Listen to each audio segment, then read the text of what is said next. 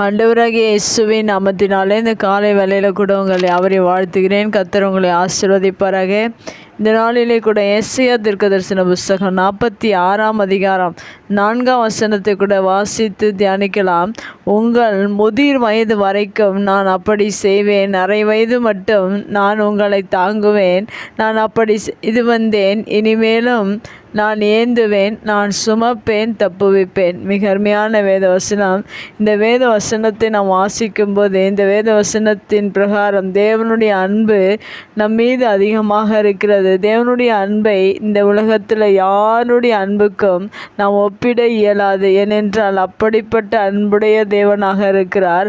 நம்மை எப்படியாக அவர் நடத்துகிறார் என்று இந்த வேத வசனத்தில் எழுதப்பட்டிருக்கிறது.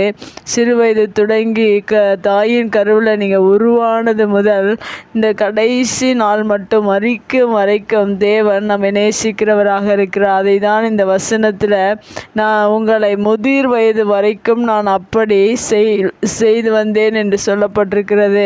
நாம் ஒவ்வொருவரையும் தேவன் நேசிப்பதினால உங்களை தாயின் கருவில் உருவானது முதற்கொண்டு நீங்கள் மரிக்கும் வரைக்கும், முதிர் வயது வரைக்கும், நரை வயது மட்டும் தேவன் நம்மை நேசிக்கிறவராக இருக்கிறார். நேசித்து அவர் என்ன செய்கிறார் என்றும் இந்த வேத வசனத்தில் எழுதப்பட்டிருக்கிறது.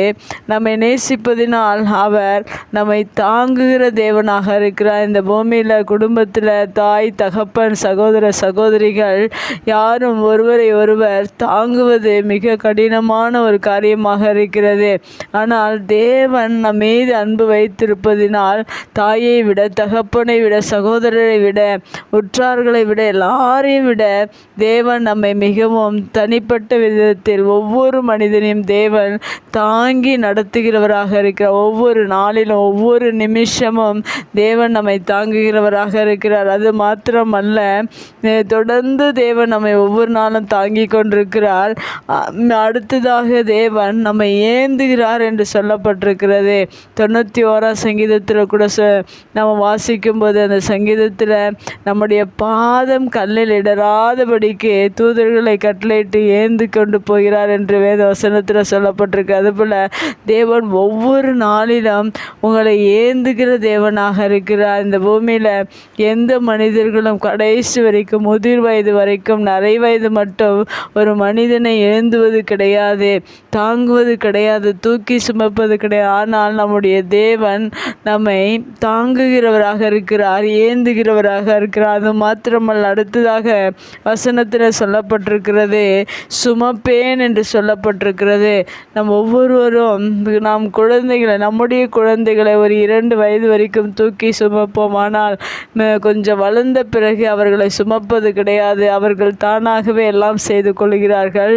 ஆனால் நம்முடைய தேவனுடைய வார்த்தை எப்படிப்பட்டதாக இங்கே சொல்லுகிறது என்றால், ஒவ்வொருவரையும் தேவன் முதிர் வயது வரைக்கும், நரை வயது மட்டும் தேவன் சுமக்கிறவராக இருக்கிறார். நம் ஒருபோதும் தனி மனிதன் கிடையாது. இந்த உலகத்தில் எல்லாரும் தள்ளப்பட்டார்கள், என்னை தள்ளிவிட்டார்கள் என்று நினைக்கிற நேரங்களிலெல்லாம் தேவனுடைய அன்பை நினைத்து பாருங்கள். தேவனுடைய அன்பு உங்களை தாங்குகிறதாக, ஏந்துகிறதாக, சுமக்கிறதாக இருக்கிறது.